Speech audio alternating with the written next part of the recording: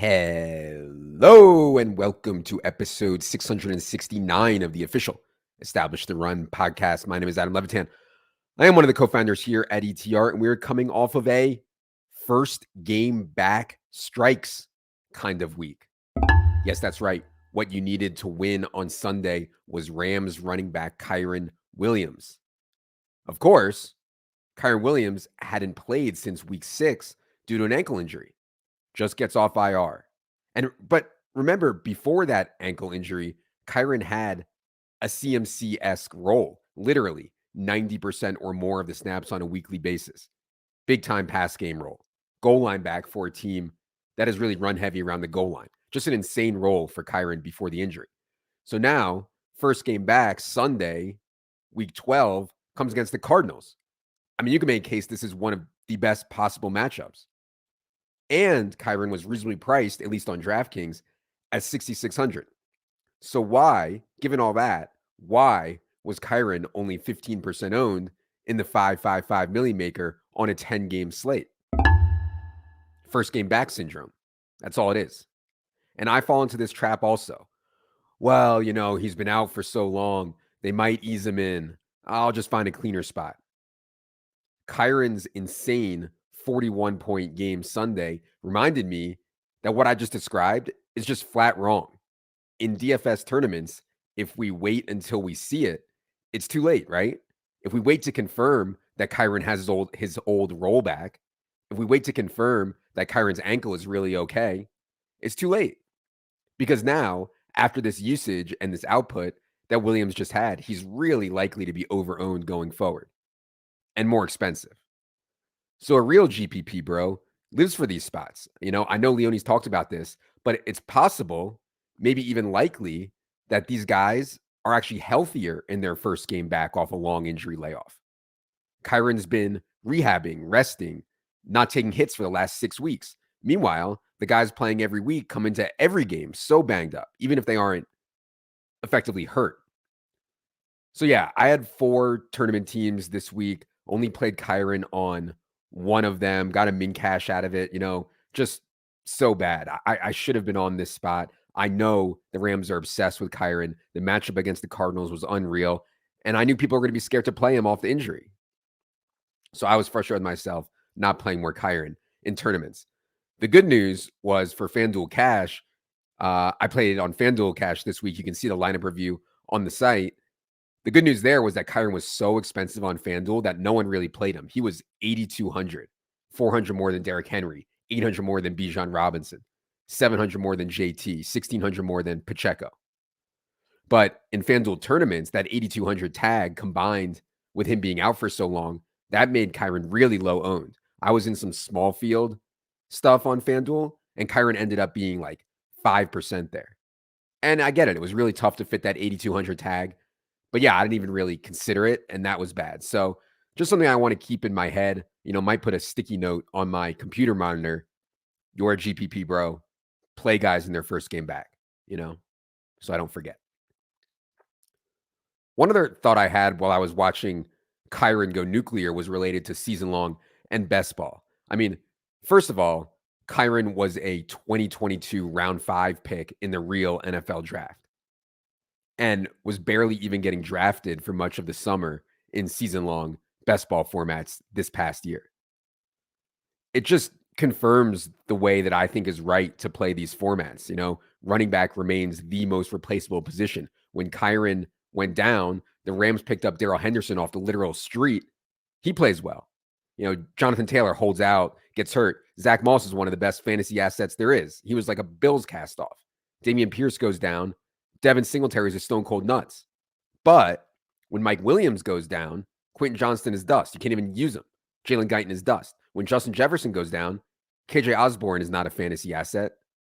So the way to build a super team in these season-long and best ball formats, in my opinion, is to invest most of our draft capital at wide receiver, maybe tight end or quarterback in the right settings, and then take all the backup running backs and wait for the chaos.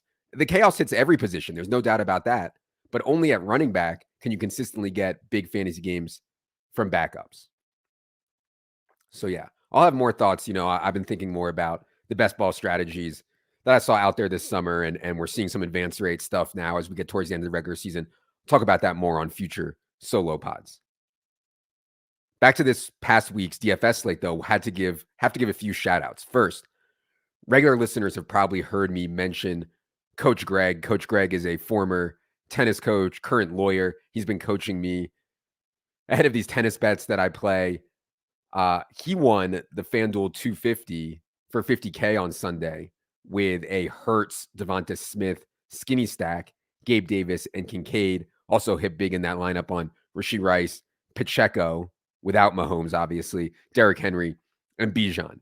Just so happy for Coach Greg to ship the 50K there. And again, we've talked about this. Stuff like Rashee Rice and Pacheco together without Patrick Mahomes is something that, or is not part of any game stack, is something that the Sims are actually fine with and like in certain situations. Rice and Pacheco were both very cheap and good plays on FanDuel, so you can play them together without Mahomes. And then the Hurts skinnies, when he runs for so many touchdowns, you can play Hurts skinnies, obviously.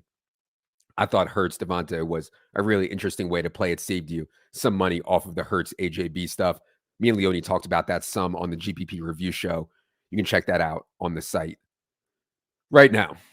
Also have to give a shout out to Austin Fountain. I don't know Austin personally, but he won $1 million on Sunday. Sent us the nicest note. Hopefully you guys saw it on Twitter. He sent me a DM, said he has a kid on the way. He's just a regular guy. Thanked us for changing his life.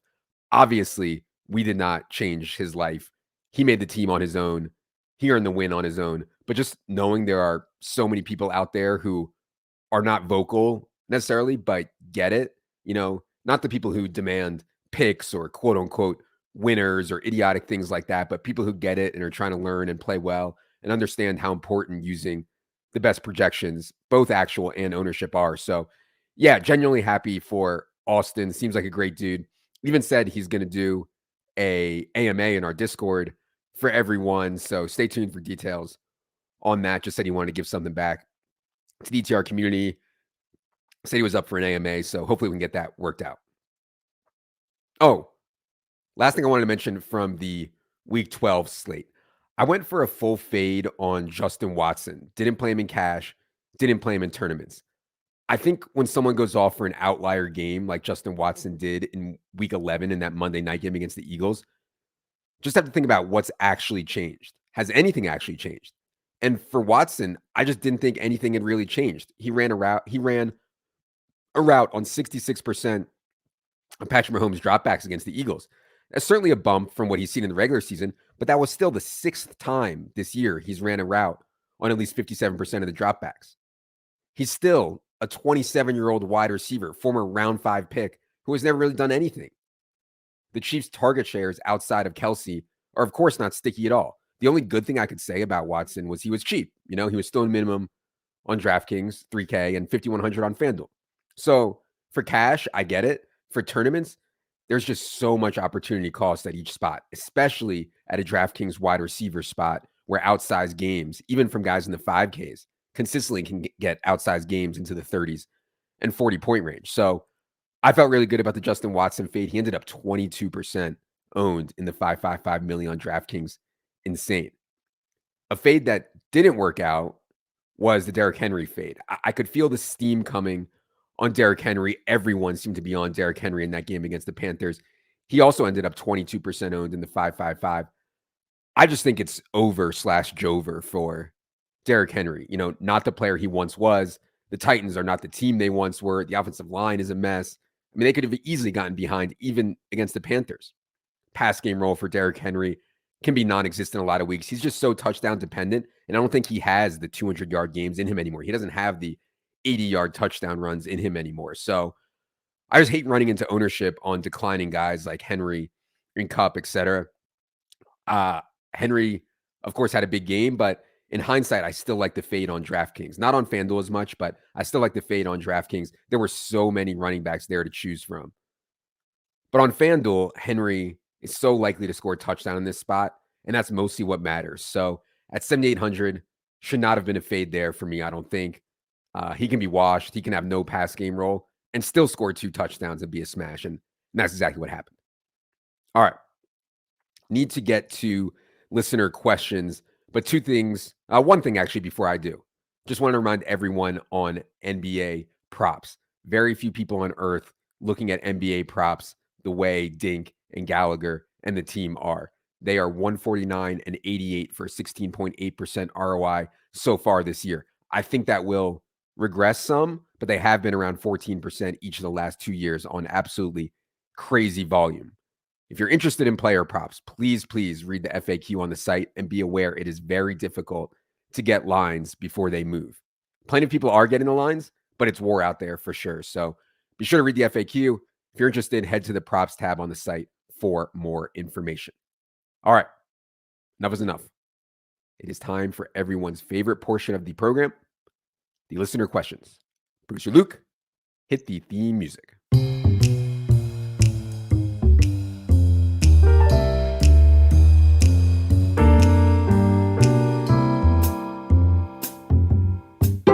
All right. Appreciate everyone who submitted questions. Got a ton of them. Gonna do 6 today. If I don't get to yours today, there's a chance I'll get it on a future episode. Question 1 from Nate says, does Gender Labs LLC have AI products coming to market soon? Feels like a game-changing potential resource for those on the team. It's so funny, man. You just have to use the business buzzwords to get the PE bros and the VC bros to a full 3.9 inches, you know? First it was cloud, then it was blockchain. Now it's AI. You know, just put that in your company's tagline and your valuation immediately goes up 3x, you know? Easy game. So, yes, Nate, the official name of our company is now Gender Labs LLC, aka Gender Consultants, powered by AI. I really haven't had time to look into the new AI stuff deeply at all. I think right now, when most people think of AI, they think of ChatGPT, you know, the language model stuff. Have a conversation with the computer effectively. I mess with that some. I think it's cool, but I view it as an internet scraper. And I know I'm not using it to its full potential. I know it can do way more, but all I've seen, or all I've personally used it for so far, is effectively an internet scraper. You ask it a question, it comes back with an answer effectively via the internet. It doesn't feel alive to me. It just feels like it scraped the internet really, really well. And some of the use case stuff, someone sent me an AI platform that will listen to a podcast or a YouTube show and then provide a summary. That's really, really cool. And I think really, really useful. But that feels like SaaS, you know, that feels like software as a service more than AI. Anyways, I'm certain that some really transformative technology will come of this, you know, pointing this technology at relationships. Now we're talking, Nate. I mean, I could really use some help. I could use AI to fulfill some tasks. I'm running out of time in the day. When my wife wants to cuddle, but no intercourse, yeah, AI robot, you know, go handle that. When the kids need me to wipe their ass, yeah, AI, please step in. When I need to ensure the launch angle at my ADOP, my average depth of penetration, when I need to ensure that it's calibrated, yeah, you know, AI, please guide my cock. So, yes, here at Gender Labs LLC, aka Gender Consultants powered by AI, of course, we're looking for ways consistently to leverage this technology, Nate. We'll report back. Question 2 from Alex says, Adam, as a fellow dog lover, I need some advice. I've been running outside lately and keep getting chased down by a beautiful beast. Teeth have been shown, but I've managed to escape each time I run by the beast's house. My wife has suggested I carry dog spray, which appears to be some kind of pepper spray to scare the dog off. Can I, as a dog owner myself, spray a dog in the face while I exercise? I'm not sure I understand the question here, Alex. You're running outside, presumably in some suburban neighborhood, and you're getting chased by a dog? I mean, where do you live that there's just wild dogs unleashed and not fenced in chasing after joggers? Regardless, we're not spraying the fucking dog. I don't care if it's a stray dog, whatever. We're not spraying the dog. Dogs are the true salt of the earth. Just go watch the Westminster Dog Show and then Marley and Me back to back. tell me that you don't prefer dogs to humans. It's impossible. So, no spray, Alex. You just got to outrun this beautiful beast, man. Good luck. Question 3 from Brent. Brent says, friend A gives friend B money to bet on a legal sports book because friend A does not live in a legal betting state. Friend B does. It is a season-long MLB bet for friend A. While the bet is pending, friend B does something irresponsible and gets kicked off said book. I won't state what he did. Friend A's bet is dead and money lost as B had to forfeit the account. The bet goes on to win. Is friend B on the hook for the payout?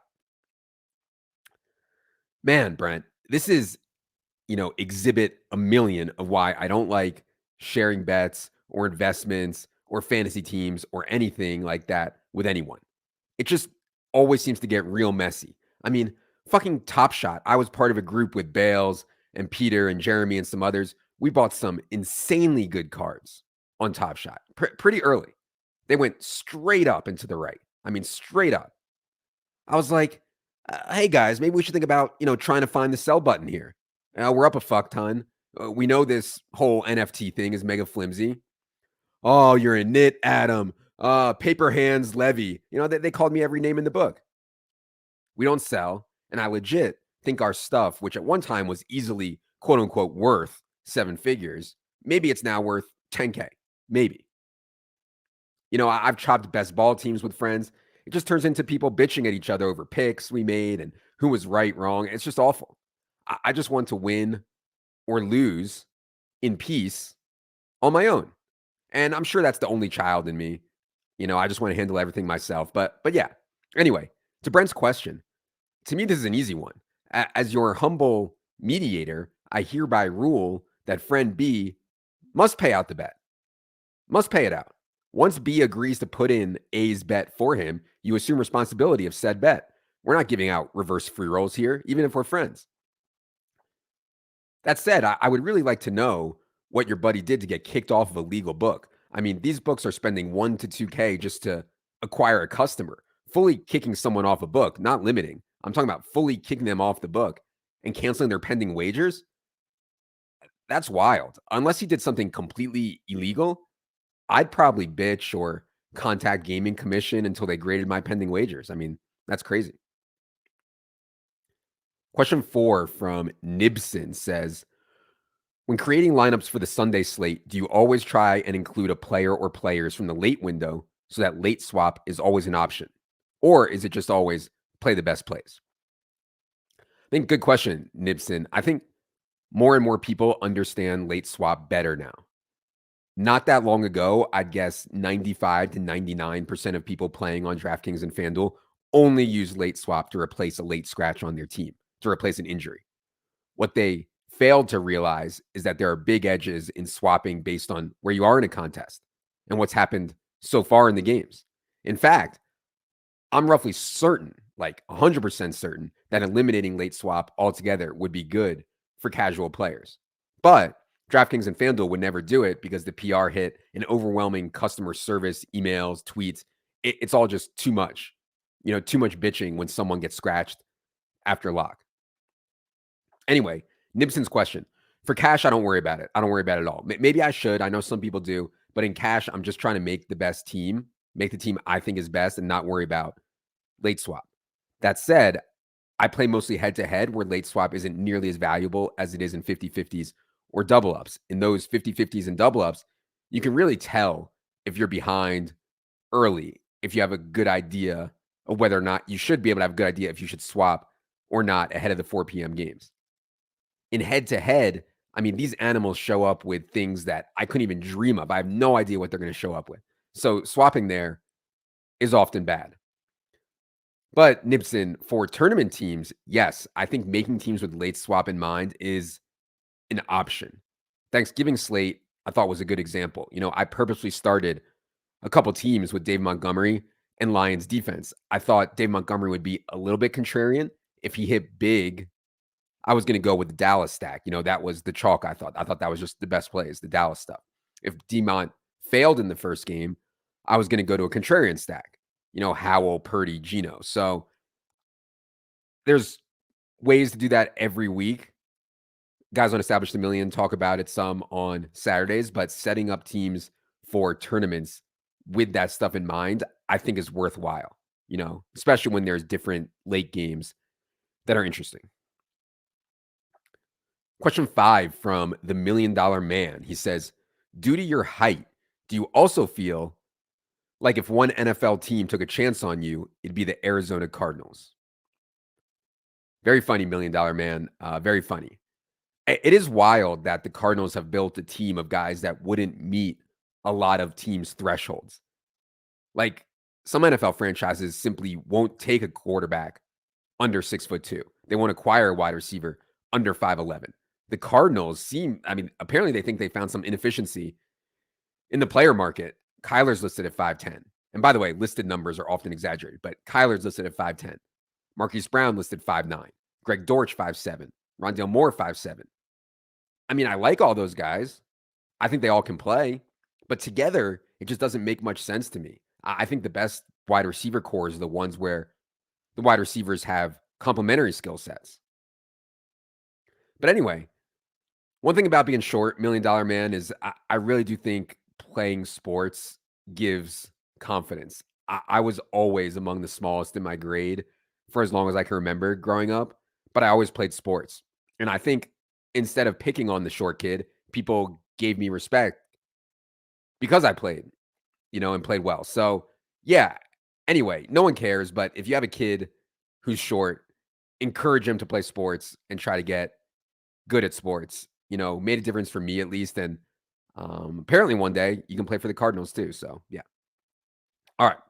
Question 6, last question we're going to do today comes from T Frothing Bellows. He says, why are wet wipes necessary for cleaning infants, yet grown adults are okay walking around after a dry wipe? Look, man, it's a great question. There is absolutely no doubt that dry toilet paper is a prehistoric way to clean oneself. People are going to look back at our society in 500 years. They're going to laugh at a lot of stuff about us and think about how dumb we are. But maybe the biggest thing that they'll laugh at us about is they're going to say these idiots were so unevolved that they took a dry tissue and smeared their ass with it. Clearly, wet wipes and or bidet is the way to go. At least currently, I'm sure more technology is coming. The problem for me, at least, with wet wipes is these companies, the wet wipe companies, they lie. When I was living in Philly, I went to the wet wipes. I was very careful. I got the ones that clearly said flushable. Huge letters on the packaging, flushable. Fast forward 2 weeks, not even 2 weeks, maybe like a week and a half after using these flushable wet wipes, and the toilet was completely clogged. Had to call the plumber. He has to snake the toilet, pulls out a bunch of wet wipes. It was fucking humiliating. Since then, I've been afraid to go back to the wet wipe. And I know I've said it a million times. I think the answer here really is the bidet or the faux bidet, the whatever it's called, Toto or whatever. I do think that's the right answer here. I got to get on that this off season. I'll add it to my very important to-do list. All right. That's going to do it for this week's solo pod. We'll be back with Sam for waivers and then Silva for team by team. You can always find those shows on our YouTube as well. For producer Luke, for Jerry, the most beautiful beast in the world, I am Adam. Good luck, everybody.